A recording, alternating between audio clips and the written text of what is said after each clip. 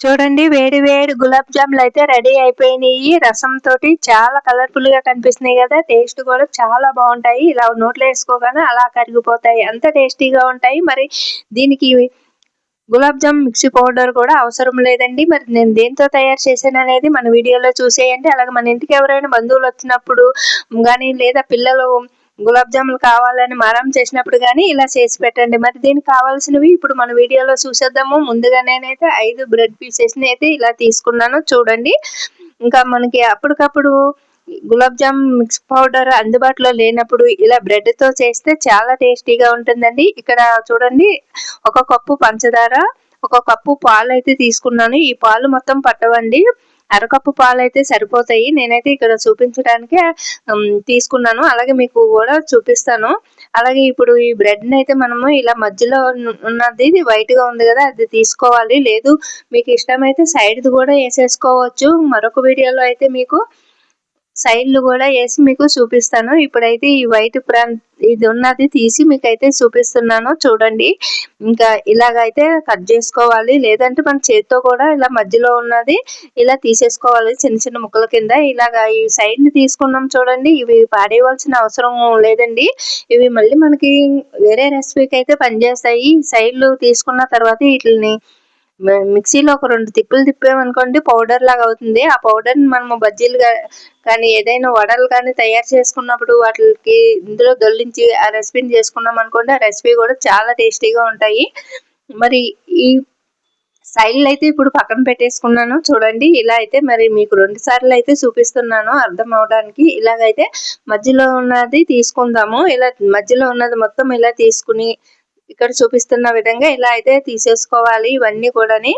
మీరు ఎక్కువ మెంబర్స్ ఉన్నారనుకోండి, ఇంకా ఎక్కువ చేసుకోవాలి అనుకున్నప్పుడు గూడా మనకి ఎక్కువ తీసుకోండి. ఒక 10 అలా తీసుకుంటే ఇంట్లో అందరికీ సరిపోతాయి. ఇక్కడికొచ్చేసి గూడా నేను 5 ఆటిలకి కూడా మీకు చాలానే అవుతాయి చూపిస్తాను. ఇప్పుడు ఇవి తీసుకున్న మొత్తం బ్రెడ్‌ని ఇలాగా చిన్నగా చిదిపేసుకోవాలి. చిదిపేసుకున్నాక ఇలాగ కొద్ది కొద్దిగా పాలేసుకుంటూ మనకి ఎన్ని కావాలో పాలు అయ్యేటంత వరకు ఇలా కలుపుకోవాలి. మరి ఒక్కటేసారి ఏసేసుకోకండి పాలు. కొద్ది కొద్దిగా ఏస్తూ ఇలాగ కొంచెం కొంచెము ఇలా కలుపుకోవాలి. చూడండి మొత్తం పాలేసుకున్నారనుకోండి మనకి ఇలా పాలు కొంచెం కొంచెం వేసుకుంటూ ఇలా ముద్ద అయ్యేటంత వరకు ఇలా కలుపుకోవాలి. మరీ ఎక్కువ అయిపోయినాయి అనుకోండి మళ్ళీ మెత్తగా అయిపోతుంది గదా! ఒకవేళ మీకు పొరపాటున ఇలా కాస్త లూజ్‌గా అయిందనుకోండి మిశ్రమము, మరొక బ్రెడ్ పీసెస్‌ని గాని, 2 బ్రెడ్ పీసెస్‌ని గాని ఇందులో ఏసుకోండి. ఇలా గట్టిగా అవ్వాలనమాట. చూడండి ఇక్కడ చూపిస్తున్న విధంగా ఇలా అయిన తర్వాత ఇలాగ చేత్తోటి మ్యాష్ చేసుకోవాలి. ఇలా మెత్తగా అవ్వటానికి. ఇలా మెత్తగా మెదుపుకున్న తర్వాత ఇలా ఉండలాగా అవ్వాలి. ఇలా గట్టిగాని. ఇలా అయిన తర్వాత నేనైతే ఒక 10 మినిట్స్ పక్కన పెట్టేసానండి. లేదు మీరైతే వెంటనే చేసుకోండి. నేనైతే ఇంకా ఫోను వీటెక్కిపోతుంది. ఇంకా చేస్తున్నందువల్ల ఈ మధ్యన కాస్త ఫోనయితే వీటెక్కుతుంది. అందువల్ల నేనైతే పక్కన పెట్టాను. ఇంకా పక్కన పెట్టేసి ఓ 10 నిమిషాల తర్వాత మళ్ళీ ఫోనంతా నార్మల్ అయిన తర్వాత ఇలాగా బాల్స్ లాగా అయితే చేసేసుకుంటున్నాను. ఇంకా మీకు నెయ్యి ఇష్టం ఉంటే కాస్త నెయ్యి ఏసి గూడా మనకి ఇందులో మ్యాచ్ చేసుకోవచ్చు, కలుపుకోవచ్చు. ఇంక నేనైతే నెయ్యినైతే ఇలా చేతికి రాసుకుని ఇలాగా ఉండస్ అయితే చేసేసుకుంటున్నాను. చిన్న చిన్న బాల్స్ లాగా. మీకు ఎంత సైజు కావాలో అంత సైజులోనైతే ఇలాగా బాల్స్ లాగా చేసేసుకోండి అన్నీ కూడాని. చూడండి ఇలాగా.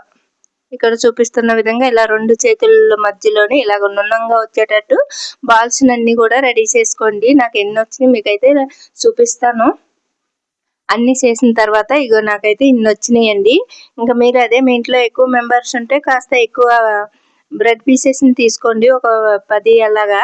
నేనైతే ఒక 5 తీసుకున్నాను కదండీ! ఇప్పుడు ఇవన్నీ ఇలా రెడీ చేసుకున్న తర్వాత డీప్ ఫ్రైకి సరిపడా నూనె అనేది ఒక కడాయిలో పెట్టుకొని నూనె కాస్త వీటెక్కిన తర్వాత మంట అనేది మీడియంలో పెట్టుకోండి. హైలో పెట్టుకుంటే మధ్యలో ఎగవు కదా!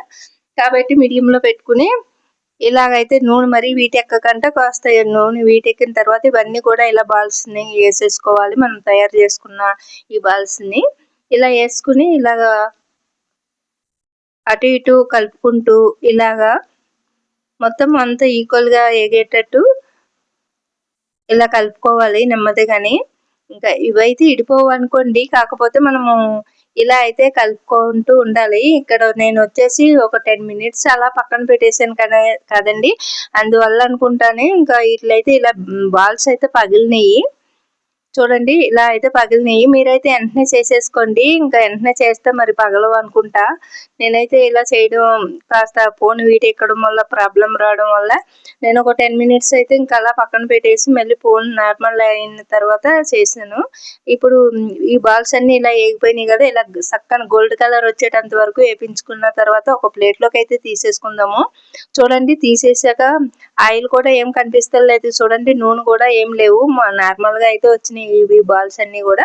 చాలా కలర్ఫుల్గా కనిపిస్తున్నాయి కదండి. ఇప్పుడైతే ఇవన్నీ పక్కన పెట్టేసుకుని ఒక గిన్నె తీసుకుని దాంట్లోకి ఈ కప్పు పంచదారని వేసేసుకుని ఒక కప్పు వాటర్ని కూడా పోసుకున్నాను. ఇప్పుడు ఈ గిన్నె స్టవ్ పై పెట్టి దీన్ని పాకం రానిద్దాము. మరి ముద్ర పాకం కాకుండా మామూలుగా ఇలాగైతే దగ్గరకంట వాటర్ అంతా ఇలా మరిగించుకున్న తర్వాత ఇలా అయితే పాకం వస్తుంది చూడండి. ఇలా లేత పాకం ఇలా వచ్చినప్పుడు స్టవ్ ఆపేసుకుని దింపేసుకుని ఇప్పుడు మనం ముందుగా వేపించి పక్కన పెట్టుకున్న ఈ బ్రెడ్ బాల్స్ అయితే ఇందులో వేసేసుకుందాము. ఇందులో వేసేసుకుని ఇలా అయితే కలుపుకోవాలి. అంత కలిసేటట్టు ఇలా కలుపుకుంటే మనకి ఇవి మనం ఎక్కువ పాకం చేయలేదు కదండి.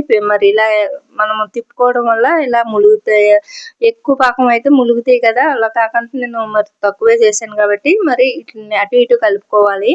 ఇప్పుడు నేను వచ్చేసి చిన్నగా బౌల్స్లోకి అయితే మార్చేసుకుంటాను. ఎందుకంటే ఇవి నాణాలు కదండి. కొద్దిసేపు మనం ఒక 10 నిమిషాలు పక్కన పెట్టేసుకుందాము.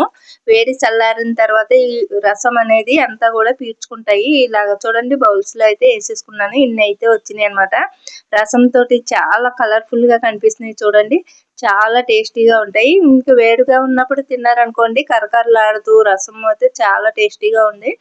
ఇంకా కాస్త ఒక 10-15 నిమిషాలు అలా పక్కన పెట్టేసి రసంలోని ఇంకా నానిన తర్వాత తిన్నారనుకోండి చాలా సూపర్గా ఉంటుంది టేస్ట్ అనేది.